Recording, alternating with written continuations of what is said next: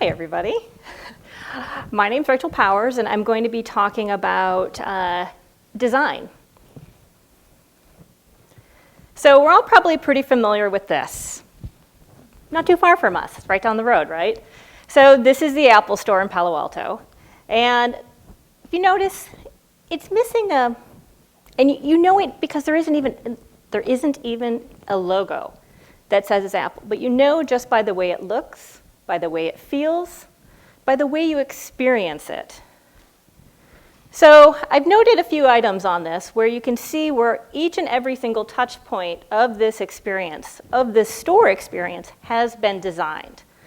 So it's the lighting, the tables, the way the products are displayed. It's the actual products. It's the signage, so the big, banners and the style of the banners. And all of this has been designed in a very purposeful, meaningful way. So even down to customer service and to the sales associates. If you notice here, a little subtle thing is they're leaning in. And it's very transparent to the customer because they know exactly what is happening as you're going through the experience. Another one, Virgin America. Again, it's been very purposefully designed in very meaningful ways. And so here we have lighting. It's a very different type of experience, very opposite of what I just showed. It's very kind of cool. It's got lighting, even down to the touchscreen displays, the aisles, above, every single part of it. So it's a very different feeling. So the reason why I'm talking about this is because user experience is where design, the services, the environments, every single touch point has been designed and brought together into one experience. So when we look at an experience, we are looking at it in multiple different aspects. So and each of these has been designed along the way. So when we talk about designing for meaning, we want to design for things that will touch us physically as well as emotionally. That it's going to touch us in very meaningful ways. It'll be very memorable. It'll be very positive. And if we've done our job right as a designer, it's going to put a smile on your face. So I have a few examples I wanted to show you that I thought were pretty notable when it comes to design.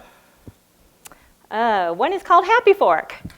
And so have you guys ever heard of this? This is actually, it's a fork. I have to use my hand. And it's a fork that will actually teaches you about your eating habits. And so you can actually learn if you're eating too fast, if you're eating too slow, if you are eating the right way. And so it can help many different ways, as well as the fork lights up. So there's an illumination. There's also the mobile application that will then tell it to you. There's also, this was one of my favorites. So this is done by a designer. His name is David Rose. And this is an ambient umbrella. And so here we have an umbrella. So if you have it hanging right by your door, it will just lights up when it tells you, hey, take me with you. So it's been designed, it's not overt, it's not in your face. It's done in a very subtle way to call attention to it so that you know when to take it. So it's tied into to weather services and so on. But hey, here it is. Don't forget me. It's El Nino after all. Another one of my favorites is called the GloCap. And this one I find really interesting because it helps people to remember their medication. And so the cap will actually light up to be able to remind you that it's time to take your medicine. And so, if you think about, your grandparents, this might be something very useful for them. Because taking your medication is a very important thing for your overall health and wellness. Another one is Smartstones. So this one I find really interesting because it actually has haptics. So it's got touch, illumination, as well as, picture here. There it is. And so it actually lights up.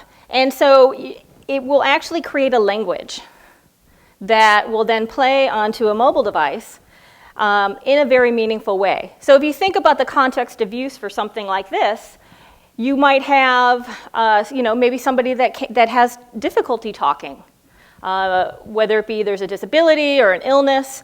And so you can actually then communicate through this stone.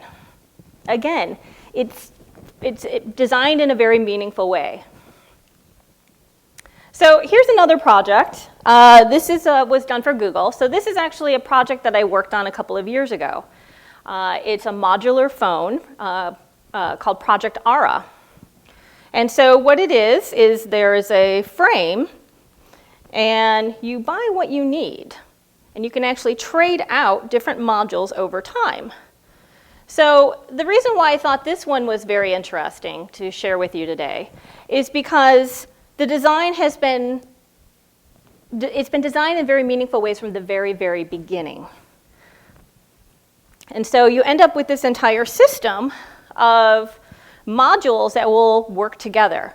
So if you have a passion for photography, you can then have maybe a better high-end camera. If you are passionate about something else, you can actually design your own module for it. And so it's opening it up in a way where we can all customize our own module. So in theory, everybody's phone would then be different. So the process that was used in order to create this is something we call the human-centered design process. And so here we're looking at empathy. So how does it make people feel? Then there's a definition phase, as well as lots of ideating and ideas. What is this thing? How do you experience it? How do you feel it? What does it look like? What happens when you put these different pieces together? Does it make noise? Does it lock? Does it illuminate?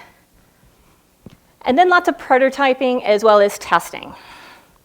So the process, as you go through and you learn, you're designing and prototyping, and then you're learning. And then what you learn, you want to learn both the positive and the negatives so that they can take that information and tie it back into a refined design. So it's a very iterative process combining learning throughout the entire product development lifecycle. So one of the important things when you're designing for empathy is how does it make people feel? And so this is a chart that we use. It's called a customer journey map, and where you can mark the emotional feelings, the level of emotion, whether it be positive or whether it be negative, as you're going through and designing what this journey is going to look like. Because again, it's not just the phone, it's how do you get the phone? How do you choose the pieces for the phone? How do you know which ones are the right ones for you? So ultimately, when we're designing, it's a moment of somebody using it where there's a surprise and a smile. So it's those emotions that you want to tie back into the product. That's when you know that you've designed something that's very meaningful with a very positive emotional connection. So Project Ara actually was designed up by was designed by a variety of different designers, engineers, business folks, marketing, and all these people worked together in order to create this product and the service. So the design actually came from looking at things like beehives and urban maps and urban planning. Also, if you look at this one kind of reminds me of maybe a tree and how that may have then created, it's something called an endoskeleton and how it all comes together. So another part of the creative process that's really important is finding inspiration in many different areas. So not just limiting yourself to maybe what you're studying, but then also looking at the world around you, because you can draw on those experiences and that inspiration and then carry it over into other contexts.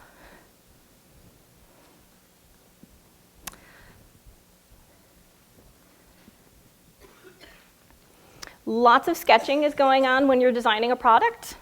And you don't necessarily have to have the best drawing skills in order to get ideas out on paper. And also that way you can get feedback. It helps to visualize what it's going to be. And then how is it all going to come together? Another thing that's really important when you're designing a product or a service is getting feedback from real people. So up here you see a combination of designers and researchers that are gathering insights about it to test whether this is working, what's not working. You want to be able to take all that great information and then learn from it. Prototyping. So the first prototype that was created for this was actually made out of cardboard from a garbage can, straws from the cafeteria, styrofoam, which was just, again, from the recycling bin, and then glued together with a hot glue gun and tape, duct tape, I think. And it's really interesting because just by having this, it gives you something to then put into somebody's hands so that you can then get feedback from it to know if it's working, if you're on the right track.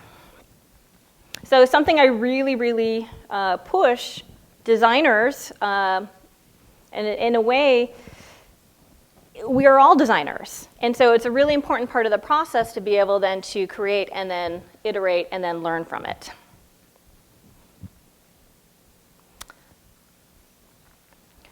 So some of the activities that we do when we're doing research is we do something called card sorting. We do participatory design exercises, which is where you actually have somebody help to co-create it with you. So there's a co-creation piece of it with your end users. Also being able to prototype in other areas where sometimes just acting it out. That can be a prototype. Which is the one up on the top left is actually just a series of actors creating an experience in order to then get feedback on it. So that way you can take all that great information, refine it, because what you start off with is going to be very different than what you end up with. So it's going to evolve all along the way as you go. So in this particular project, we use a lot of 3D printing. And that gave us the ability to be able to quickly print things out. And again, be able to start putting things together, see how it's working, what's not working. But then also being able to then take from those really rough prototypes that we did in the very beginning to then take them into getting something a little bit more realistic, which is something we call a design intent model. And so in this, it kind of looks like the real thing, maybe the finish, the color. Because you can see here in this one, when you go into the idea behind Project Aura is that you can also then create what colors and patterns or photos are then going to be printed onto the phone. So you're designing it yourself. So then this is the endoskeleton. And as you can see, that they have the connection points in order to then pick and choose the different modules. So if you are into photography, or if you're into, if you're doing something for a science project, and you could create a module that would then, this is into the future, but potentially the framework is there where you could potentially take this and then create your own. Maybe you're going to test water samples. You could hook up a device to then be able to do that right from your phone.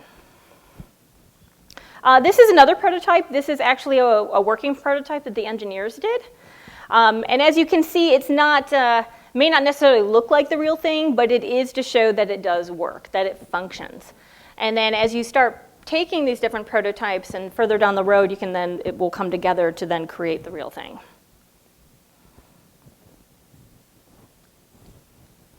Another thing is when we look at the user experiences, well, how do you get this? How do you order it? How do you unbox it? And so this is a really interesting part of the experience because you need to then also design, well, how do you How do you open up? How do you know where these different pieces will go into this phone? So again, each of these different touch points are designed in a very purposeful and meaningful way to then really create an experience where you can go, oh, that was easy. That was fun. Because ultimately, we want to get to that moment and that smile of that experience where it all comes together and all this work that we've just done isn't even very noticeable to the person that is, opening it up and using it. It magically works, and it works in very purposeful and meaningful ways. Thank you.